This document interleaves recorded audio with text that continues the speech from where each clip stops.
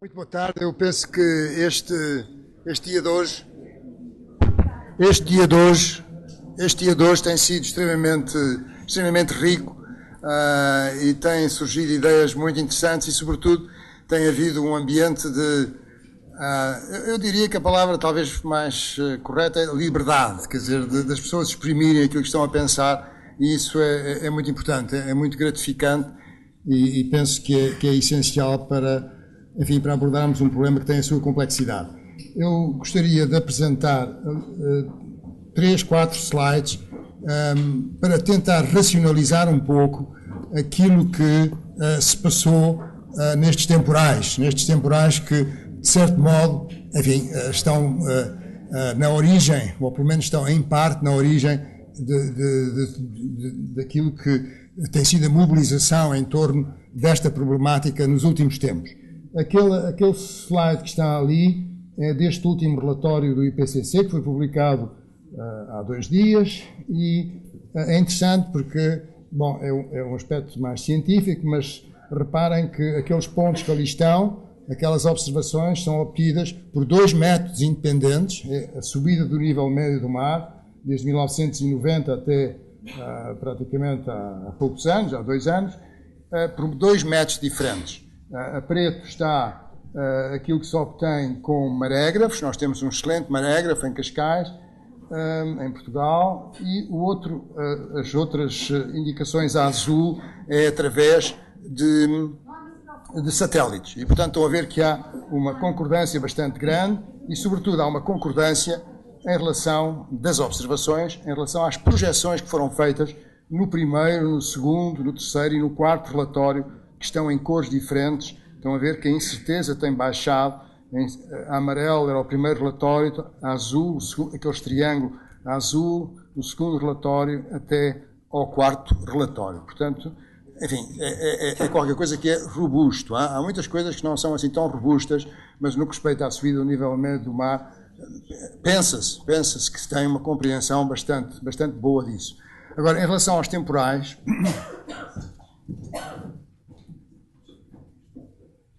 aqui é uma figura que é interessante, estão a ver, que é uma aceleração da subida do nível médio do mar, medida precisamente em Cascais, e que nos últimos anos tem sido de 3,1 em média. Naqueles últimos anos estão a ver uma aceleração, não é? Uma aceleração nos últimos anos, portanto, de 3,6 milímetros por ano nos últimos anos. Quer dizer, há uma tendência de subida, mas uma aceleração nos últimos anos, da qual é proibido falar no estado da Carolina do Norte, nos Estados Unidos. É proibido, por lei. Não se pode dizer que acelera. Só se pode fazer uma projeção linear. Não? Portanto, o mundo tem a sua diversidade e a sua complexidade. Outra coisa que gostava de dizer... isto aqui são as projeções. Estão a ver, no penúltimo relatório, o intervalo era 0,18 a 0,59 metros, 18 centímetros a 59 centímetros. Neste último relatório, publicado há 2 dias, é de 26 centímetros a 82 centímetros, mas há também modelos semi-empíricos, e não tenho tempo para te explicar o que é que isso são, mas em que os valores são bastante mais elevados. É toda uma discussão. Enfim, a conclusão que se pode tirar é que o relatório do IPCC é bastante conservador, mas, enfim, isso não é propriamente um defeito em relação às projeções da subida do nível médio do mar. E este artigo é que eu gostava de vos indicar, e também a propósito de uma coisa que foi dita há pouco, que eu já digo, mas o artigo, estão a ver, diz evidência que liga a amplificação do que se passa no Ártico, Arctic Amplification, to extreme weather in mid-latitudes, portanto, do tempo extremo, não é? Nas nossas latitudes. E a Ana Delicado disse há bocado, e com toda a razão, que as alterações climáticas são invisíveis à percepção humana. E isso, em grande parte, é verdade. São algo que não é muito visível. Mas, para quem habita o Ártico, se comparar aquilo que se passava no dia 15 de setembro de 1980 com aquilo que se passava no dia 15 de setembro de 2007, que está ali trocado, porque a América põe primeiro o mês e depois é que põe o dia, aquilo que está a cor-de-rosa é a área de gelo a flutuar no Ártico. Não é? E estão a ver que em 2007 há toda aquela área que deixou de ser gelo flutuante, deixou de ser um espelho a refletir a radiação, mas passou a ser água no estado líquido que absorve muito mais radiação do que o gelo. Para termos uma ideia de quanto é que é esta área, ela corresponde àquela parte que está ali indicada da Europa Ocidental, ou, se preferirem, nos Estados Unidos, mostra que os Estados Unidos é cerca do dobro em área da Europa. Portanto, é realmente significativo, mas as pessoas que vivem no Ártico, enfim, são alguns esquimós e, portanto, só esses é que têm a percepção daquilo que lá se está a passar. Agora, o que é que isto tem como consequências? Como consequências tem que no Ártico, estão a ver, existe uma zona de ar frio, cold air. E depois, nas latitudes mais baixas, existem ar relativamente mais quente e a separação faz-se por aquela linha azul, que é o jet stream, que é a corrente de jato polar, que é aquela corrente de jato que faz turbulência quando vamos num avião a jato. Ora, a forma daquela corrente de jato é variável. Não é? É variável.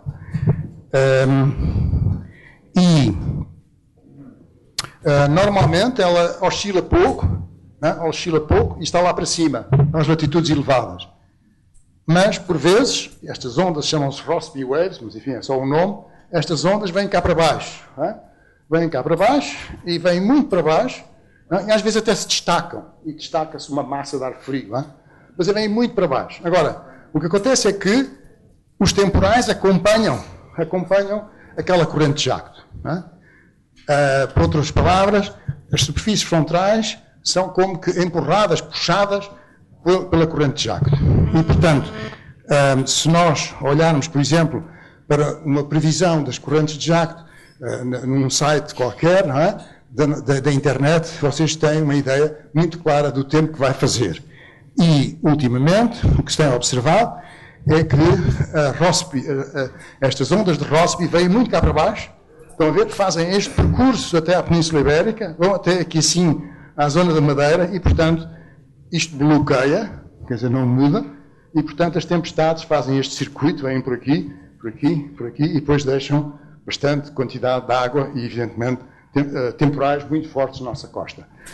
Portanto, foi isso que se passou, foi isso também que se passou no ano 2010, que foi um ano que houve muita chuva, e aqui, enfim, é outra maneira de dizer a mesma coisa, estão a ver o vórtice polar, ar frio muito centrado, com muito juízo lá em cima, no Polo Norte, mas a certa altura, porque o Polo Norte, toda aquela região está a aquecer, há bocados de ar frio que se começam a espalhar e vêm cá para baixo, por exemplo, para a zona leste dos Estados Unidos. Isto é uma imagem de ontem, às 6 da manhã, quando aqui em Lisboa chovia muito. Estão a ver a corrente de jato, a descer por aqui abaixo, vem até aqui à Madeira e depois sobe e descarrega grande quantidade de chuva aqui. Portanto, não se sabe ainda se isto vai ser uma tendência que se vai repetir.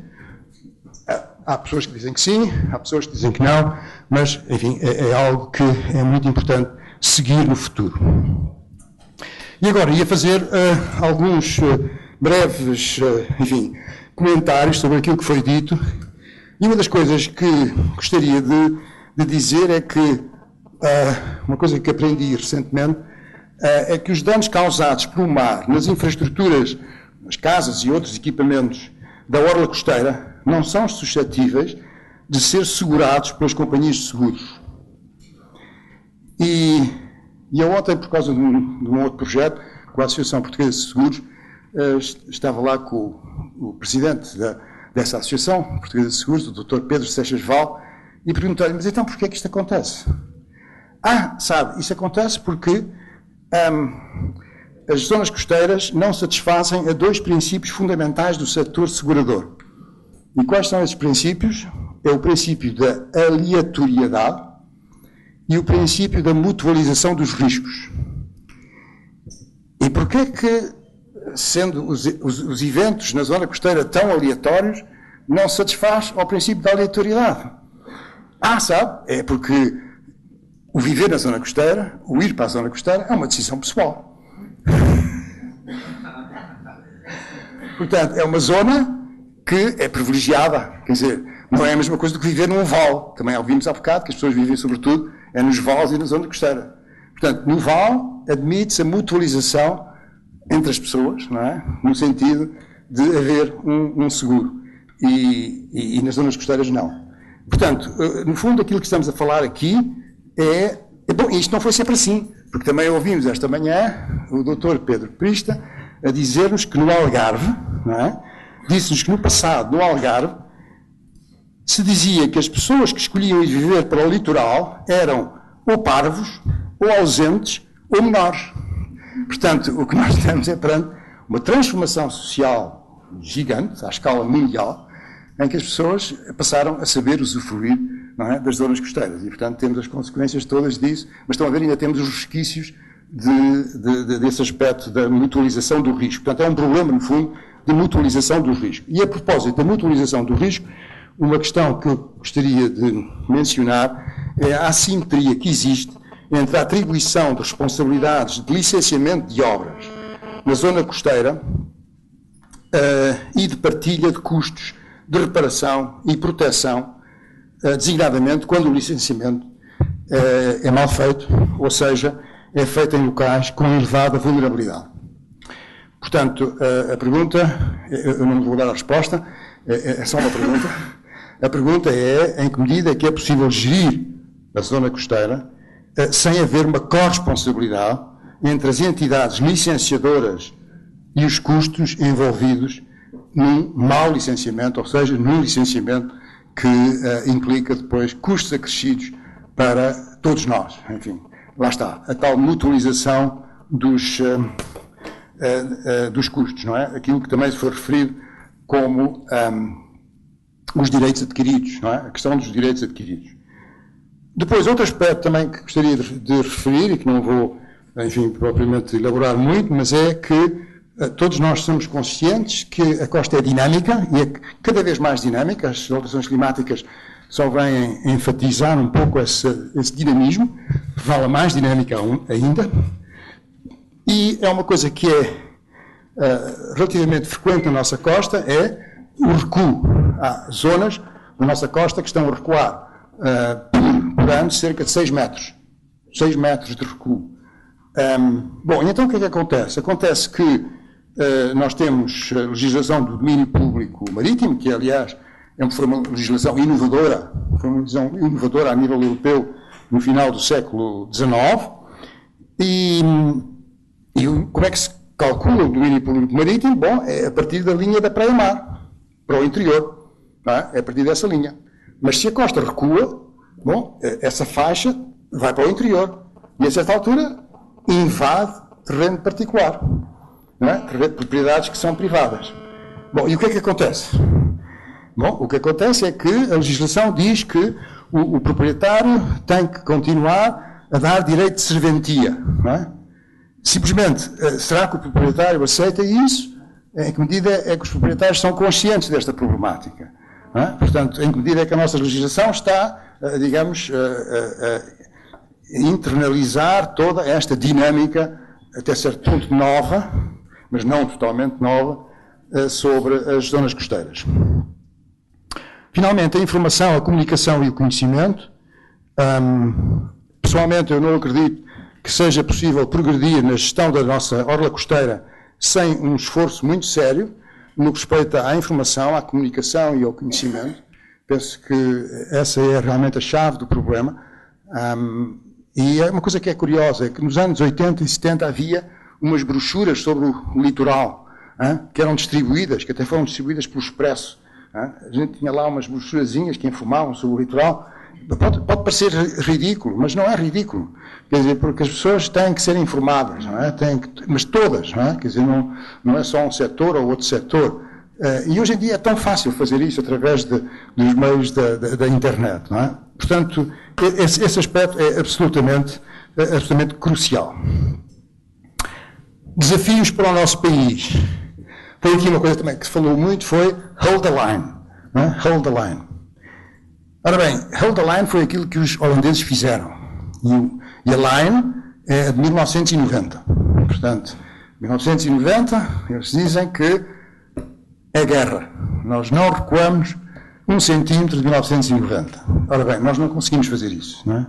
Nós não vamos conseguir fazer isso porque, enfim, o custo que estava associado a essa postura é incomportável. É incomportável. Portanto, temos um problema muito mais difícil, de certo modo. Evidentemente, não estou a minimizar o problema dos holandeses, enfim, que mais de 40% das pessoas vivem abaixo do nível do mar. Mas, de qualquer modo, não podemos ter esta solução do hold the line por toda a parte. Não quer dizer que em alguns sítios não tenhamos esse tipo de política, mas não pode ser uma coisa generalizada. Outra questão que é muito importante, e que também foi referida várias vezes, e que também, enfim, atravessou em várias sessões o projeto Change, nas sessões que tivemos, e que foram muito interessantes, é a questão da alimentação das praias pela areia. Bom, tudo bem, quer dizer, mas agora também temos que pensar onde é que está a areia, não é? Onde é que está a areia disponível para fazer esta alimentação das praias. Temos coisas que a médio e longo prazo eu creio que são realmente que envolvem decisões difíceis.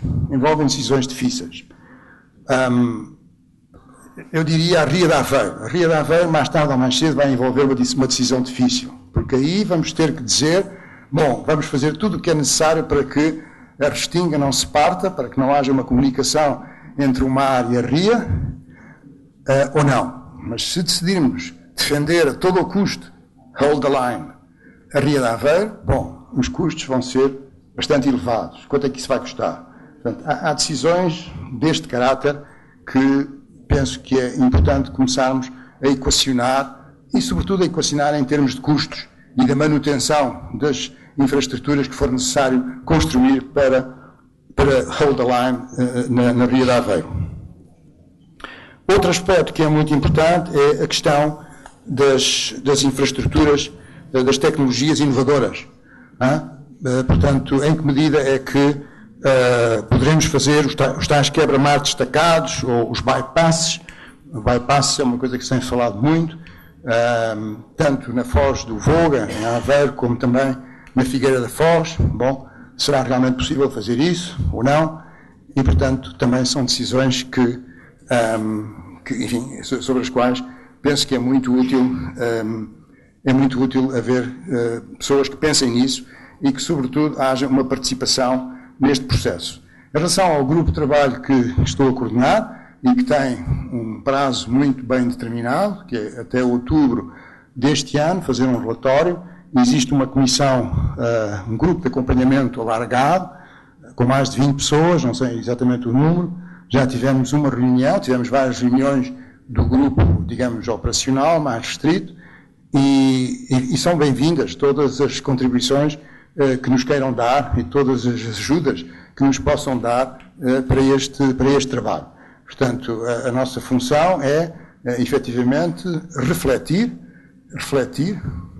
pensar sobre estes assuntos com uma base científica e, enfim, e procurar, após essa reflexão, fazer sugestões e recomendações ao Governo. Muito obrigado pela vossa atenção. Eu queria agradecer a todos a vinda aqui, agradecer a persistência, agradecer a participação, agradecer a participação de todos os que falaram, os que moderaram, os que comentaram, etc. Agradecer também aos organizadores. Aqui no Instituto somos sempre muito poucos para muitas coisas e, portanto, tenho que referir a Margarida Bernardo, o João Pedro Silva, o José Gomes Ferreira e o David Travassos, que deram aqui uma ajuda fundamental nesta apresentação. E arrematava aqui com 2 ou 3 pontos antes de chegar o Ministro do Ambiente. É pena, porque era bom que ele soubesse, mas pronto. Eu estava aqui a tentar empatar, mas não conseguimos. Bem, Por uma coincidência lamentável, o projeto Change chegou ao fim num inverno dramático que espalhou destruição por toda a costa portuguesa. E esta coincidência responsabiliza-nos de forma acrescida, e o Change espera contribuir para que os dramáticos acontecimentos deste ano se tornem pelo menos um bocadinho mais improváveis no futuro. Podemos hoje acreditar que isso é possível porque o projeto Change permitiu formular o problema do litoral como problema social, de instituições, de pessoas, de interesses, de tudo, e isto é importante. A correta formulação de um problema é o pórtico para a sua solução. Desde sempre se soube que os litorais são lugares de intensa dinâmica e instabilidade, pois nele convergem e afrontam-se e interagem todas as forças da natureza, e daí, se virmos a história, daí as cautelosas e pontuais e quase sempre provisórias instalações humanas que a história nos ensinou, mesmo muitas das fotografias que vimos aqui, eram casas precárias que estavam habituadas a ser destruídas e reconstruídas e recuadas. Muito curiosamente, os pescadores eram sempre quem tinha uma atitude mais, quer dizer, de naturalização. Sim, senhor, recuamos, andamos, quer dizer, de facto, as comunidades pescatórias lidam com esta problemática de uma maneira completamente diferente. O que aconteceu é que no último meio século assistimos, e não só em Portugal, aqui Espanha aqui ao lado está cheio disso, assistimos à multiplicação de um paradoxo que é o da consolidação em instabilidade. A nossa linha de costa, tradicionalmente reconhecida como instável e arriscada, tornou-se em poucas décadas num território fortemente ocupado, concentrando valores económicos, baseados sobretudo na espiral especulativa do setor imobiliário, também foi aqui falado, do marketing territorial e também dos valores culturais da modernidade associados ao sol, ao mar e aos produtos da indústria de lazer em geral. O grave problema com que o país se confronta e que este inverno dramaticamente expôs tem, pois, que ser formulado em termos sociais e não apenas como acontecimento natural nefasto que pode ser obviado por soluções técnicas, sejam elas mais pesadas, mais modernas, etc. O do Joanás, estou a ouvir a tua voz. O que aconteceu este ano no litoral não é de natureza diferente do que sempre aconteceu nele, apesar da escala da intensidade dos fenómenos extremos e das causas profundas serem novas, como aqui exemplificou ainda agora o professor Filipe Duarte Santos. Mas o que foi surpreendente não foi a natureza, foi a extensão e o tipo e a surpresa dos danos sociais provocados é esse o foco do problema que o Change veio formular, de modo a contribuir para tornar possível a sua solução. E a solução, sabemos-lo bem hoje, com este projeto, não está numa chave universal jurídica ou política, embora passe por aí sem dúvida alguma. A solução é um processo que requer preparação, informação, conhecimento e participação das pessoas, das instituições e do conhecimento científico interdisciplinar. E tem que ser ajustada conforme os lugares. Eu diria quase troço a troço ou caso a caso. Temos um país que é pequeno. Contudo, apesar do particularismo de todas as situações, há uma série de traços comuns que permitem identificar premissas seguras que contribuam para os processos da solução. E vou falar em algumas que atravessaram todo o projeto e que foram hoje aqui explicitadas. Sabemos melhor hoje como é que estas ocupações costeiras recentes como elas apresentam uma identidade volátil a precisar de ser trabalhada. Na linha de costa vivem hoje populações muito diversificadas, por vezes intermitentes e transitórias, com interesses completamente divergentes, como aqui se viu noutra comunicação, mas que estão unidas agora por um grande problema comum, que é a cada vez maior vulnerabilidade dos lugares costeiros, onde se instalaram as suas casas, os seus investimentos e as suas atividades. Torna-se muito importante, neste momento, aprofundar o sentido da falta de uma cultura costeira nestes territórios fortemente ocupados. E estou a falar de uma cultura costeira, obviamente não estou a falar de uma cultura marítima.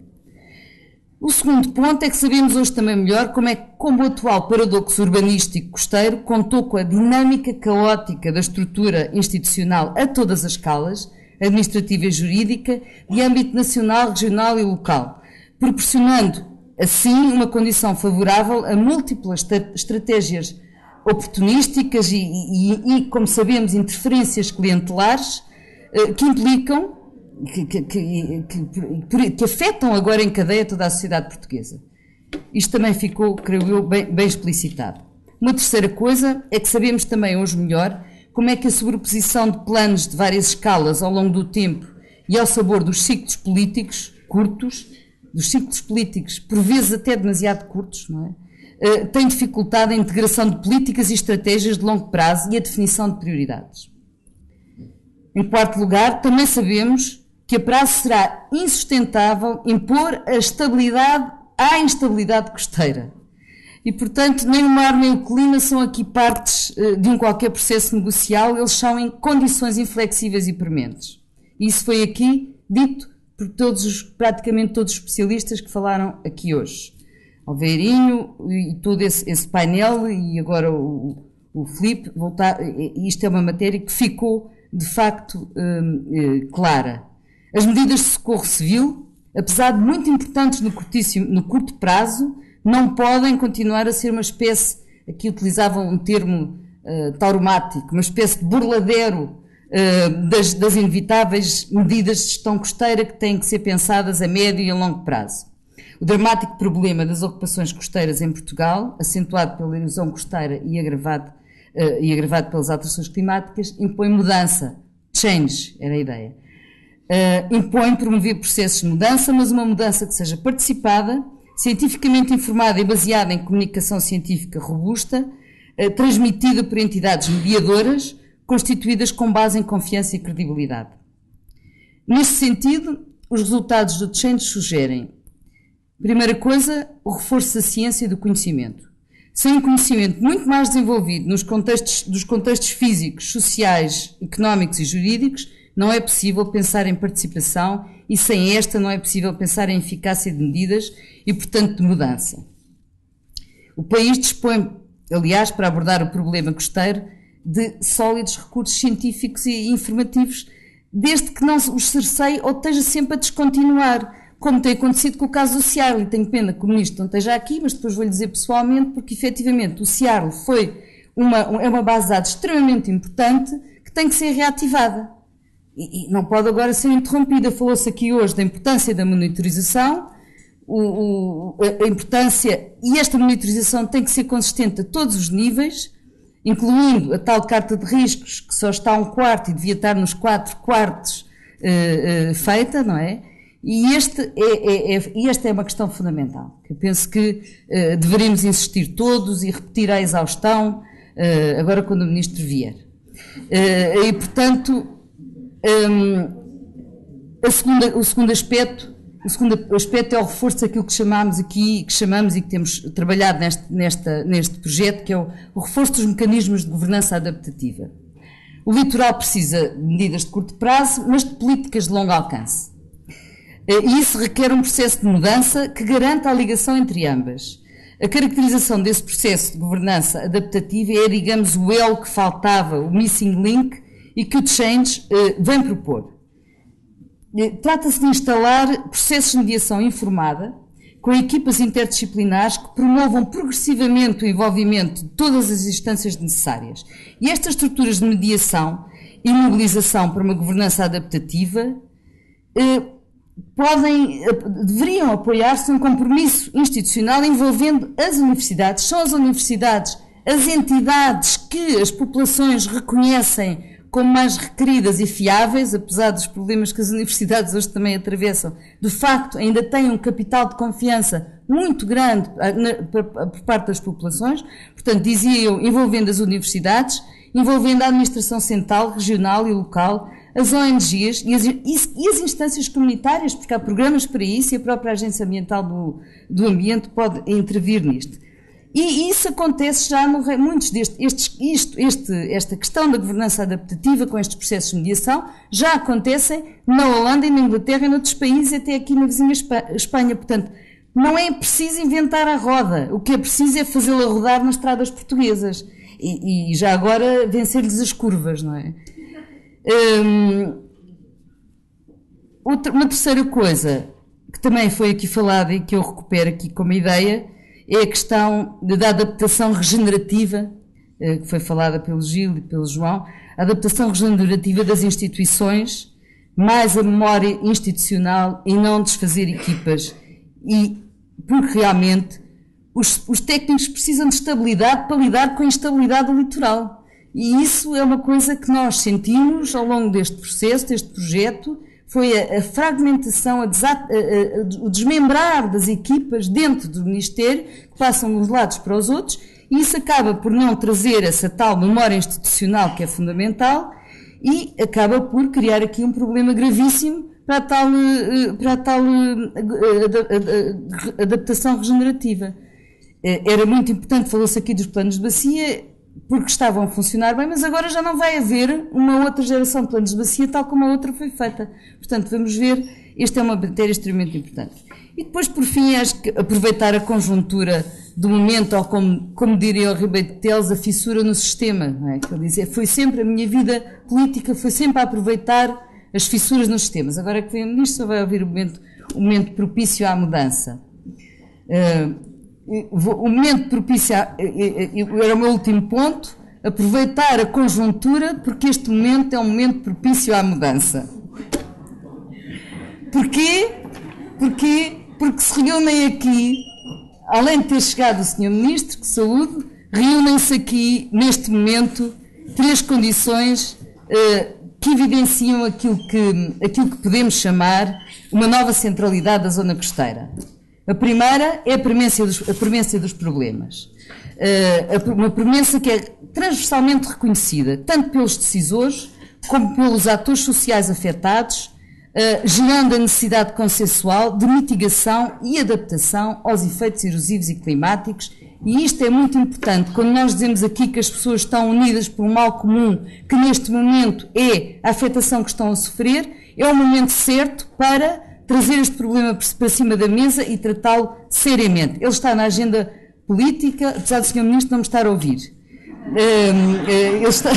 Eu estava aqui a dizer os meus 3 pontos finais, ao menos estes 3 pontos finais, que era a premência do problema ser transversalmente reconhecida pelos decisores e pelos atores sociais afetados, portanto é um momento certo para agir.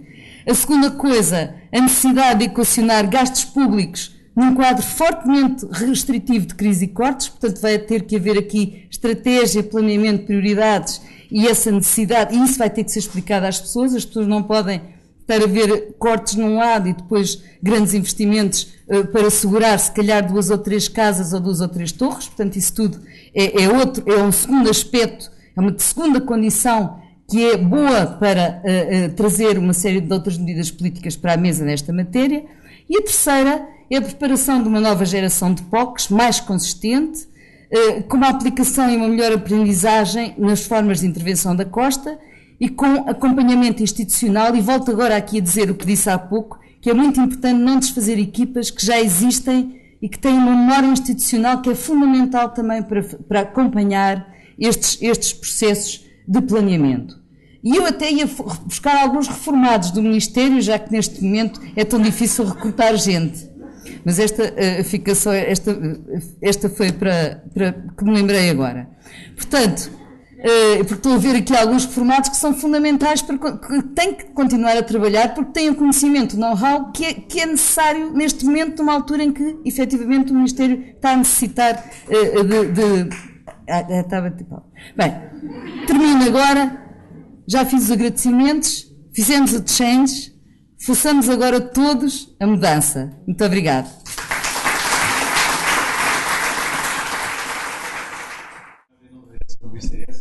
Estamos na sessão de encerramento, contando com a presença do Sr. Ministro do Ambiente, do Ordenamento Territorial e da Energia, Engenheiro Jorge Moreira da Silva, a quem saúde muito efusivamente. É um prazer tê-lo aqui nesta sessão final de encerramento. A Luísa acabou de falar de mudança. Posso-lhe garantir que ao longo deste dia falou-se muito em mudança, mas nunca a palavra reestruturação foi utilizada. Algumas palavras no nosso léxico político começam a ser impedidas, essa é uma delas. Apesar da enorme dívida que nós temos em relação ao litoral e à costa, a palavra reestruturação dessa dívida, pelo menos, não foi aqui pronunciada, mas falou-se sobretudo da importância que este projeto de investigação, coordenado pela professora Luísa Schmidt, e também com a colaboração do professor Filipe Duarte Santos, que agora se junta aqui a nós, que terminou e foi um êxito, seguramente, a avaliar também pelo impacto e pela discussão que proporcionou ao longo deste dia de trabalho. É para nós um grato prazer tê-lo connosco e a palavra final creio que vai ser sua. Posso falar da... Posso falar da... Eu disse não. Não, então eu vou para ali.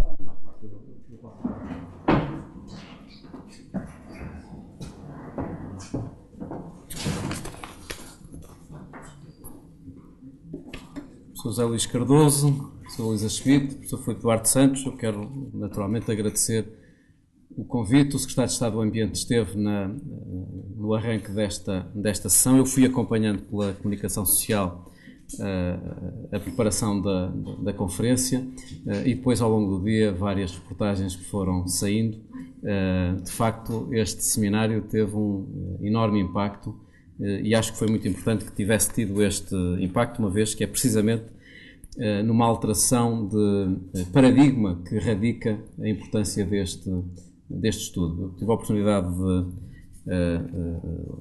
ler a documentação que, entretanto, a professora Luísa Schmidt me fez chegar sobre as conclusões deste estudo, do Change, e penso que o mérito intrínseco dos estudos radica muito da circunstância dele ser verdadeiramente multidisciplinar. A circunstância do ICS com a Faculdade de Ciências da Universidade de Lisboa. Terem conseguido congregar dimensões que são multidisciplinares, ciências sociais e humanas, com a abordagem mais tradicional, científica, ligada ao ordenamento do território, à avaliação de impactos, penso que é extraordinariamente relevante. E se tivessem que encontrar um melhor momento para fazer esta apresentação, não teriam encontrado a melhor ocasião. Eu julgo que nada destas coisas é por acaso, e por isso também merece um sublinhado. Há 2 ou 3 dias foram apresentados mais dados relativos ao painel intergovernamental para as alterações climáticas, e Portugal aparece infelizmente posicionado como um país de elevada vulnerabilidade. E, portanto, a primeira referência que eu gostava de fazer era a importância da multidisciplinaridade da abordagem da mudança climática na sua relação entre os vários domínios do conhecimento, sendo que Portugal tem extraordinárias competências científicas e institucionais nesta área, e é importante que este tema saia, obviamente, de uma dimensão meramente setorial até na área científica e possa envolver outros protagonistas e outros centros de conhecimento. Em segundo lugar, este estudo, este trabalho de investigação dá um enfoque muito elevado à componente de adaptação às alterações climáticas e, em especial, na vertente litoral. Durante muitos anos, aqueles que vão acompanhando a área das alterações climáticas, como é o meu caso, fomos sentindo que havia um excessivo enfoque, obviamente relevante, mas excessivo na mitigação. E durante muito tempo confundiu-se políticas de alterações climáticas com políticas de descarbonização do nosso modelo de desenvolvimento. E a adaptação era uma matéria remetida para a agenda dos países em vias de desenvolvimento, que colocavam sistematicamente nas negociações internacionais o financiamento da adaptação como uma pré-condição para aceitar qualquer tipo de acordo internacional. Felizmente, na União Europeia e em Portugal, o tema da adaptação foi ganhando uma elevada centralidade, e no que diz respeito à adaptação, obviamente o litoral tem uma relevância extraordinária e penso que foi importante que tivesse sido feita esta ligação. Finalmente, porque o estudo aborda situações em concreto.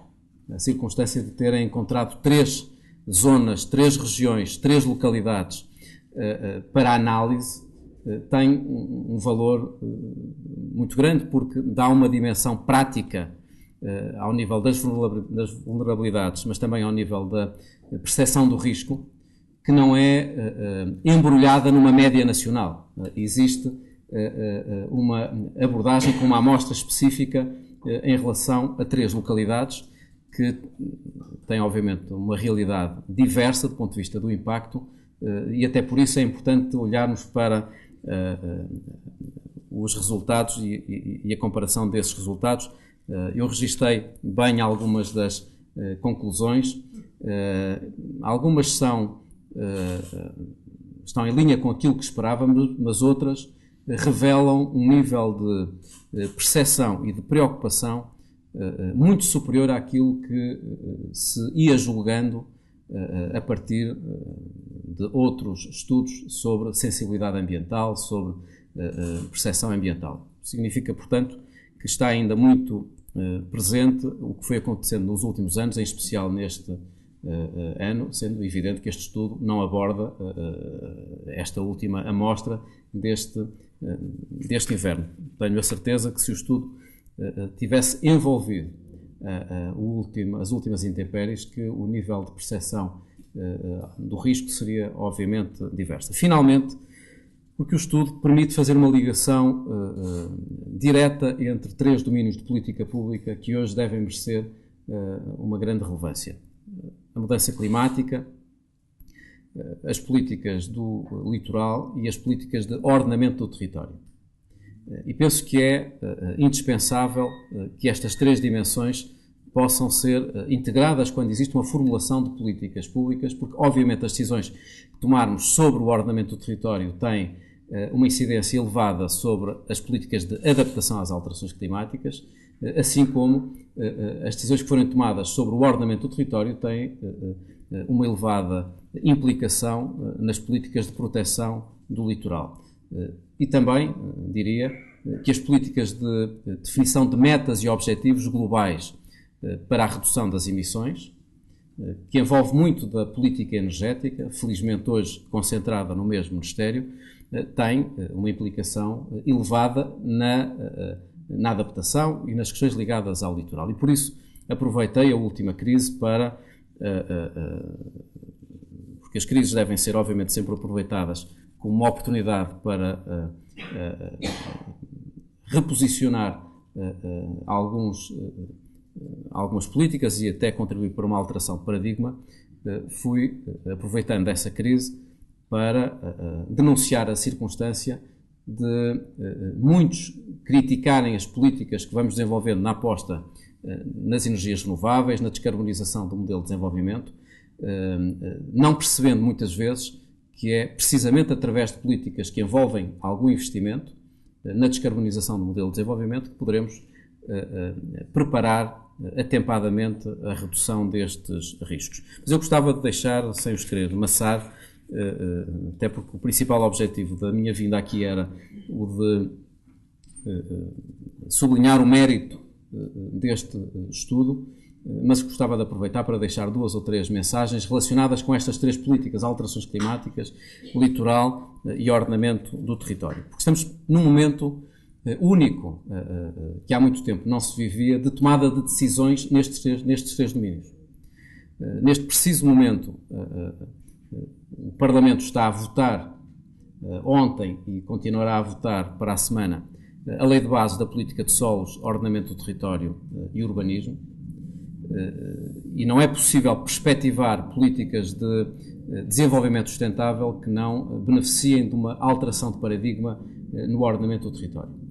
Eu não perdi a esperança que seja possível ainda alcançar algum tipo de compromisso na aprovação deste diploma estruturante, uma lei de bases que se iniciou, aliás, com um anterior governo, protagonizado, aliás, por um ex-secretário de Estado aqui presente, pelo professor João Ferrão, e julgo que seria importante que um diploma que iniciou trabalho há cerca de 6 anos e que passou por várias mãos e que beneficiou do contributo de vários especialistas pudesse chegar a um amplo compromisso. Este diploma, que depois terá de ser consolidado com diplomas complementares ligados aos instrumentos de gestão do território, ao cadastro e ao REGOE, proporciona uma verdadeira alteração de paradigma. No fundo, parte-se de um pressuposto de que existiu uma enorme evolução das nossas políticas de ordenamento do território,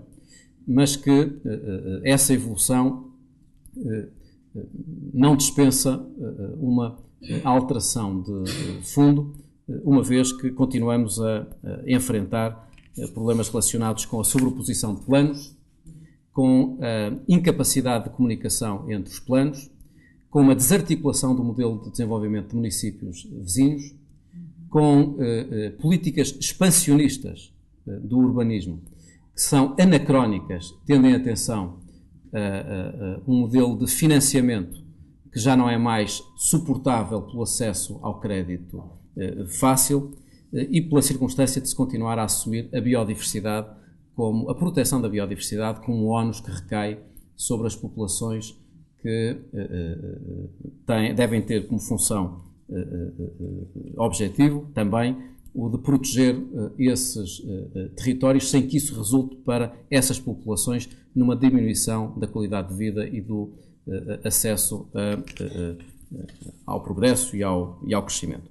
Nesse sentido, parece-me importante que esta lei de bases avance com 3 ou 4, eu não quero fazer uma intervenção exaustiva, mas sublinharia apenas 3 ou 4 dimensões que são relevantes. Em primeiro lugar, esta lei concretiza a erradicação do solo urbanizável. Temos hoje em Portugal, ainda para lá da categoria de solo urbano e de solo rústico, uma área que traduz expectativa de urbanização. É um solo urbanizável que não pode ficar nesta circunstância na medida em que, se nós concretizássemos todas as operações de urbanização que estão previstas nessa expectativa, passaríamos de 4% de urbanização total do país para 7,1%. E parece-me, portanto, evidente que ou esse solo é executado, ou é reprogramado, ou deve passar, obviamente, para solo rústico. É isso que está previsto nesta lei de bases, obviamente salvaguardando os direitos legítimos das populações, mas não empurrando para próximas gerações uma expectativa de urbanização que já não é concretizável. Em segundo lugar, esta lei traduz uma alteração do regime económico-financeiro, limitando a apropriação individual de mais-valias que resultem da alteração do uso do solo. Não nos parece adequado que a simples circunstância de um solo passar de rústico a urbano pela decisão de um plano de ordenamento ou de um determinado decisor, que possa daí resultar uma mais-valia totalmente capturada pelo particular. E isso está previsto como princípio geral uma nova repartição de encargos e benefícios, que depois terá de ser densificada no REGIT, no diploma complementar a esta lei de bases. Por outro lado, na classificação do solo como rústico em urbano, isto é possível classificar um solo como rústico em urbano, mas essa classificação deve estar baseada na verificação de regras ambientais, no seu enquadramento no plano diretor municipal, mas também numa análise de viabilidade económica ou financeira, de modo a que a decisão de transformação do solo de rústico em urbano dependa da circunstância da infraestruturação e da gestão das infraestruturas dependerem do particular. Caso contrário, continuaremos a fazer construções a 40 ou 50 km de determinados núcleos urbanos pagos na sua gestão, na sua infraestruturação, mas agora mais na sua gestão, por todos os contribuintes. No fundo, esta alteração vai criar condições para um reforço da reabilitação urbana, porque tem sido a expectativa de urbanizar que tem retirado capacidade para reabilitar as nossas cidades. Finalmente, esta lei de bases faz concentrar no PDM regras que estão dispersas por vários planos, designadamente planos especiais. Não vamos acabar com esses planos, como é evidente, mas esses planos passarão a ser programas, sendo que apenas os PDMs vincularão os particulares. No fundo, o cidadão não deve ser um especialista em ordenamento do território para poder ter noção daquelas que são as regras que determinam a ocupação do solo. Esta é uma matéria que vai envolver uma transição, um período de transição de 3 anos, mas em 3 anos está previsto que todos os planos especiais possam ser integrados nos planos diretores municipais. De modo a não haver aquela desarticulação, uma vez que os PDMs demoram 10 anos a ter a sua revisão, em que aquilo que é dito num plano de ordenamento da orla costeira ou num plano de ordenamento da área protegida seja incongruente com aquilo que está dito num plano diretor municipal. Penso que esta é uma das matérias mais relevantes nesta lei de bases. A segunda questão que gostava de abordar, uma segunda política que está neste momento também em discussão, é das alterações climáticas. A União Europeia está precisamente neste momento a tomar decisões sobre aquele que deve ser o regime climático para 2030. Portugal está numa circunstância paradoxal de ser, como foi evidenciado durante todo o dia de hoje, um país sob elevada vulnerabilidade à mudança climática, em especial na comparação com outros países europeus, mas, por outro lado, ser um dos países que mais pode beneficiar economicamente de políticas de descarbonização da economia, porque temos competências, recursos, infraestruturas que nos posicionam como tendo um elevado potencial na área da energia, na promoção de tecnologias limpas. E é nesta dupla capacidade de um país com elevados riscos face às consequências das mudanças climáticas e de um país que pode encontrar na descarbonização da economia a formulação de uma nova carteira de atividades, de uma nova política de bens e serviços ambientais que deve assentar a nossa política de adaptação e de mitigação às alterações climáticas. E hoje, por razões de responsabilidade, por razões de competitividade e por razões de previsibilidade, justifica-se que a União Europeia assuma objetivos mais ambiciosos para 2030. Em primeiro lugar, porque no plano da responsabilidade temos informação mais do que suficiente para agir. Durante muito tempo, os debates estavam na ordem da probabilidade de ocorrência de eventos extremos no futuro, mas não assumindo que aquilo que já vinha ocorrendo no passado, nas últimas décadas, pudesse ser alocável a razões antropogénicas, à mudança climática causada pelo nosso modelo de desenvolvimento. Os últimos relatórios do IPCC traduzem uma alteração significativa, porque não só dizem que é mais provável a ocorrência de eventos extremos relacionados com a mudança climática, como também se aponta para uma elevada probabilidade de causalidade entre aquilo que aconteceu nas últimas décadas e na última década e as razões antropogénicas. Em segundo lugar, por razões relacionadas com uma disparidade entre aquilo que os nossos compromissos internacionais fixam e aquilo que na prática os compromissos apresentados pelos países somam. Nos compromissos internacionais apontamos para objetivos de 2 graus centígrados.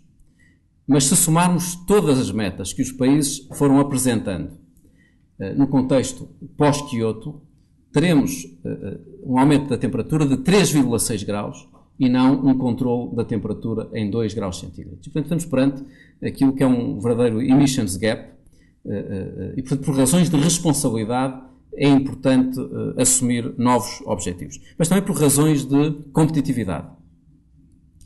O relatório Stern já foi publicado há alguns anos, mas outros relatórios foram sendo publicados por organizações absolutamente insuspeitas. A Agência Internacional de Energia publicou há poucos meses um relatório que infelizmente não foi suficientemente divulgado e que traduz conclusões que estão muito em linha com o relatório Stern. De acordo com a Agência Internacional de Energia, que é insuspeita, tem países que são produtores de petróleo, de renováveis, de gás natural, países com níveis diversos de desenvolvimento. Esta agência, que não é uma agência ambiental, aponta para conclusões como as seguintes. Se agirmos já, esse custo estará na ordem de 1,5 trillion dólares. Se adiarmos a ação, esse custo estará na ordem das 5 vezes, o que é perfeitamente consistente com aquilo que o relatório Stern já apontava. Mas indo mais ao concreto, às medidas concretas, a Agência Internacional de Energia diz que, se não fizermos nada, teremos um aumento no curto prazo das emissões em 1,4 gigatoneladas. mas pela mera aplicação de medidas que não são disruptivas, que estão ao nosso alcance, estão em cima da mesa, poderíamos reduzir as emissões em 3,1 gigatoneladas através de 4 medidas. Phasing out dos subsídios dados ao setor dos combustíveis fósseis. Este setor tem subsídios anuais de 500 billion dólares, quando o setor das renováveis tem 100. Em segundo lugar, a segunda medida que é recomendada é uma limitação da aprovação de centrais a carvão ineficientes. No fundo, limitar completamente novas centrais que tenham padrões ineficientes na área do carvão. Em terceiro lugar, reduzir a metade as emissões de metano relacionadas com a prospecção de petróleo e de gás. E, finalmente, medidas de eficiência energética. E apenas com estas medidas, nenhuma delas de natureza disruptiva, são medidas de natureza política por acesso a tecnologias já existentes, seria possível não aumentar as emissões de 1,4 gigatoneladas, mas reduzir as emissões para 3,1 gigatoneladas. O que é que isto mostra? Que este exercício de combate à mudança climática é exigente, mas é gerível. E não só é gerível, como é custo-eficiente. Porque existem outros dados também que demonstram, até, também ao nível da competitividade, que este setor verde está a crescer 4% ao ano, que existe uma procura de infraestruturas de energia que totalizam até 2030 13 trillion dólares, metade deste valor em países que não são da OCDE. A própria União Europeia terá de reforçar as suas infraestruturas, o que significa que países com políticas ambiciosas de descarbonização da produção e consumo de energia estão bem posicionados para o fornecimento de serviços cada vez mais exigentes e crescentes ao nível das infraestruturas de energia e de ambiente. E é por isso que Portugal tem defendido, também por razões de previsibilidade, porque aquilo que a indústria mais se queixa não é de metas ambiciosas, é de desconhecimento em relação ao que será o futuro, por razões de responsabilidade, por razões de competitividade, por razões de competitividade, de previsibilidade, temos defendido que a União Europeia avance rapidamente para um acordo para 2030 e Portugal foi, desse ponto de vista, pioneiro, uma vez que avançou com 4 metas, numa altura em que todos os outros países se concentravam numa ou em 3 metas. Uma meta de CO2, uma meta de energias renováveis, uma meta de eficiência energética, mas também uma meta de reforço das interligações europeias. E, felizmente, o último Conselho Europeu contou com a participação do Primeiro-Ministro e, sob proposta de Portugal, depois destes 8, 9 meses de forte sensibilização da Comissão Europeia, mas também dos outros Estados, Portugal conseguiu que ficasse assente que a próxima proposta de clima e energia para 2030 terá de integrar estas 4 dimensões. E Portugal foi mesmo mais longe, portanto a Comissão Europeia agora terá de fazer o seu trabalho de casa e apresentar até junho propostas para estas 4 metas. Portugal avançou mais cedo e propôs 40% de redução das emissões na União Europeia até 2030, 40% de energias renováveis até 2030, 30% de eficiência energética e 25% de interligações. Desta forma, Portugal pode posicionar-se como um produtor, como um abastecedor de energias renováveis e não apenas como um cumpridor de metas nacionais de energias renováveis. No fundo, o grande desafio que está muito presente nestas discussões como tiveram hoje, mas discussões que vão sendo realizadas, não está em saber se queremos ou não cumprir determinadas metas, mas saber a que preço, com que custo queremos cumprir, e a professora Luísa Schmidt estava a fazer referência a esta dimensão custo-benefício na parte final da sua intervenção, com que custo queremos cumprir estas metas. E a questão que se coloca, que se vai colocar a cada país, é saber em que condições está para atingir determinados valores de emissões e determinados valores de energias renováveis. Ora, Portugal pode contribuir para que alguns países que têm dificuldade em atingir as suas metas nacionais de energias renováveis possam fazê-lo a partir de projetos instalados em Portugal. Isto não terá nenhum impacto na tarifa dos consumidores portugueses. Tratam-se de projetos que servem para abater à meta nacional desses países, Mas para Portugal significa atração de investimento, significa atração de projetos, significa emprego. E por isso esta nossa visão para 2030 não é uma visão meramente ambiental, é uma visão que integra as questões ambientais, as questões energéticas e as questões sociais. Finalmente, eu já estou a falar há muito tempo, gostava de abordar muito brevemente a temática do litoral, que esteve muito presente na discussão que hoje realizaram.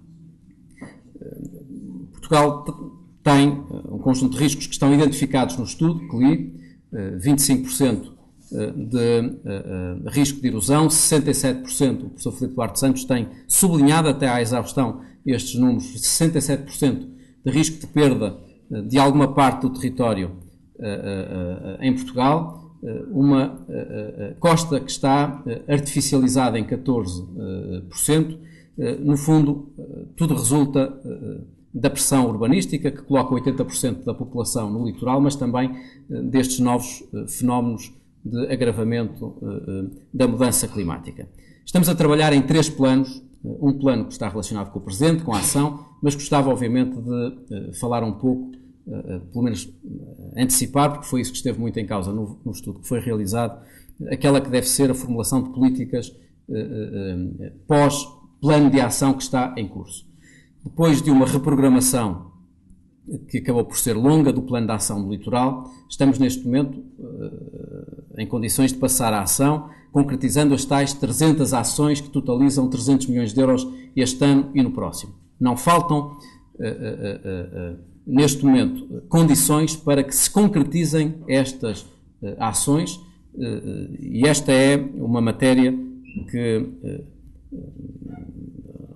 sobre a qual recai uma enorme atenção por parte das populações, dos autarcas, mas também do Governo, é a garantia de que conseguimos concretizar estas ações para proteger pessoas e bens. Mas há uma segunda dimensão, que é o futuro, o que é que vai acontecer depois de 2015, depois deste plano de ação.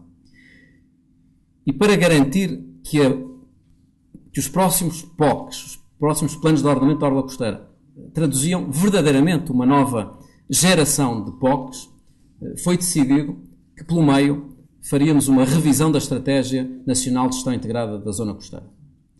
E que essa revisão desta estratégia deve integrar uma nova avaliação de riscos. É uma estratégia, é um trabalho coordenado. Eu agradeço uma vez mais ao professor Filipe Duarte Santos o facto de ter concordado em coordenar este trabalho pro bono, mas de uma forma que será muito intensa, com um grupo alargado de especialistas, que inclui também a professora Luísa Schmidt, que integra pessoas de várias áreas do conhecimento. Este trabalho de avaliação da nossa estratégia de gestão integrada da zona costeira deverá integrar esta nova realidade de conhecimento relacionado com a mudança climática e verificar se em algumas tipologias de intervenção se não será necessário introduzir uma nova abordagem. Em função desse trabalho, que será concluído este ano, serão desencadeados o processo de revisão dos POC, dos planos de ordenamento da orla costeira, que no fundo já resultarão desta avaliação prévia da estratégia de gestão integrada da zona costeira. E depois dos POC estaremos em condições de, a partir da tipologia de medidas identificada nesses planos, definir um novo plano de ação do litoral para 2015-2020, a partir dos fundos do Plano Operacional de Gestão, o Plano Operacional de Sustentabilidade e Uso e Eficiência de Recursos do novo quadro comunitário. Penso que esta sequência é uma sequência que está mais em linha com a realidade no terreno, mas também com a avaliação custo-benefício das políticas públicas. Não faria nenhum sentido estarmos a correr a rever os POC para depois fazer uma revisão da estratégia de gestão integrada da zona costeira, que depois teria de determinar uma nova alteração do POC, e o plano de ação, no fundo, seria adiado por esta incongruência na sequência de medidas. Penso que faz todo sentido que assim seja. Mas é necessário também que algumas demolições que estão há décadas previstas e não concretizadas, sejam concretizadas. Eu tenho dito, não é muitas vezes muito popular, quando isto é afirmado desta forma crua, mas não vejo outra forma de o dizer. Eu vi neste inverno situações que tornaram indispensável investimentos para a proteção de pessoas e bens em locais onde não era suposto existirem nem pessoas nem bens. E não vejo forma de planearmos, de organizarmos a ocupação do solo em relação ao futuro, se não ligarmos os planos de ordenamento de nova geração à nova base científica relacionada com a mudança climática. Mas também não vejo forma de tornarmos este processo credível para o futuro se os POCs de hoje, naquilo que é mais difícil e exigente, não forem plenamente concretizados. Eu fui secretário de Estado há 10 anos e não sei se há 20 anos assim era, mas algumas das demolições que queremos concretizar agora eram demolições que estavam previstas no plano de ordenamento da Orla Costeira, aprovado há quase 10 anos. Não pode ser a circunstância de estarmos a preparar novos POCs que se utilize como pretexto para não concretizar as medidas dos atuais POC. Sou apenas estarmos sistematicamente a utilizar como pretexto a revisão dos POCs para não concretizar as medidas mais difíceis dos atuais POC. E, portanto, esta é uma matéria que foi suficientemente trabalhada por vários governos. Está garantido que não avançaremos com demolições em áreas onde estejam em causa primeiras habitações que não tenham dado lugar a relocalização, a realojamento das populações e, portanto, tratando-se de primeiras habitações, só haverá demolições se, entretanto, as pessoas tiverem sido realojadas. No caso em que isso não tenha acontecido, essas demolições não poderão ocorrer. Mas existem muitas demolições que estão em condições de ser concretizadas no curto prazo, uma vez que se tratam de segundas habitações e, por outro lado, também se tratam de casos em que o realojamento já foi feito. E estamos em condições de concretizar estas cerca de 800 demolições durante o presente ano. Eu acho que é o mínimo que se pode fazer para que o processo de formulação dos planos de ordenamento da Orla Costeira seja considerado consistente. Caso contrário, estaremos permanentemente a adiar para os próximos POCs matérias que resultam de decisões que foram alvo de discussão pública, de decisão de governos e que têm de ser concretizadas. Eu recordo o caso da Fuseta, em que foi o MAR que tratou deste assunto. A Fuseta, 40 casas na Fuseta, estavam previstas no plano de demolições das Ilhas Barreira. Essas já não precisam de ser realizadas, uma vez que a natureza se encarregou de o realizar. Isto não é, obviamente, matéria que deva honrar nem ser alvo de celebração por parte de nenhum Estado, na medida em que era suposto que essas intervenções tivessem sido concretizadas no contexto ordenado de um plano de ordenamento da Orla Costeira que foi alvo de uma discussão pública. Eu espero, portanto, que os decisores políticos, que os autarcas, que o Governo, que as populações possam concretizar os POC, porque os POC não são propriedade dos especialistas que os elaboram, não são propriedade nem responsabilidade dos governos ou das autarquias, são uma matéria de responsabilidade coletiva e o que está aqui em causa é, obviamente, uma alteração de paradigma. Eu peço desculpa por ter feito uma intervenção demasiado longa, mas a complexidade do estudo que realizaram mostra uma relação de políticas. Eu não poderia, obviamente, ficar aliado do desafio que me é lançado, que é a de formulação de políticas integradas. Muito obrigado e parabéns pelo trabalho realizado.